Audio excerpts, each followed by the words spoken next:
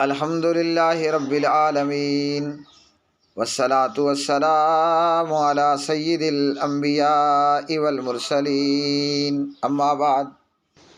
السلام علیکم ورحمۃ اللہ۔ محترم میرے پیارے بھائی، آپ نے علی مرزا کو سنا نہ سنا کریں، اعوذ باللہ من الشیطان الرجیم پڑھا کریں۔ جان لیں اور سمجھ لیں کہ علی مرزا نبی پاک صلی اللہ علیہ وسلم کے پاک صحابہ کا دشمن ہے۔ ٹھیک ہے جی، اللہ اکبر۔ میں نے پاک صحابہ کیوں کہا؟ اولئک الذین امتحن اللہ قلوبہم للتقوی۔ اللہ نے ابو بکر و عمر، عثمان و علی، معاویہ، حفصہ، عائشہ، صحابہ رضوان اللہ علیہم اجمعین کی جماعت کا امتحان لیا، اور امتحان بھی کہاں کا لیا؟ سیدھا اللہ نے دل کا امتحان لیا۔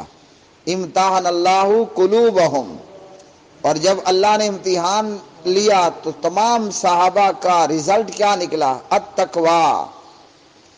تو نبی پاک کے پاک صحابہ کا دشمن ہے یہ علی مرزا۔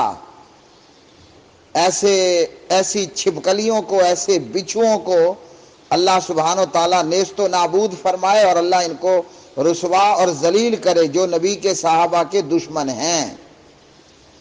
اب یہاں آپ کو ڈاؤٹ یہ پڑا کہ صحابی کے متعلق بد دعا نمبر 1، اور نمبر 2 صحابی کا اپنی بیوی کو پیٹنا۔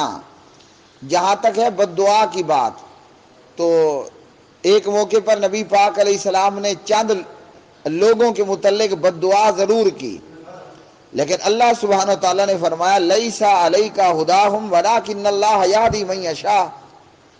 اور اللہ کے ہدایت دینے کا یہ ہوا، سبحان اللہ، کے بہت سارے ایسے حضرات کہ ان میں سے 1-1.5 کو چھوڑ کر باقی سارے مسلمان ہو گئے، لعنت کرتے رہے نبی پاک علیہ السلام، مگر 1-1.5 کو چھوڑ کر باقی سب جو ہے وہ مسلمان ہو گئے۔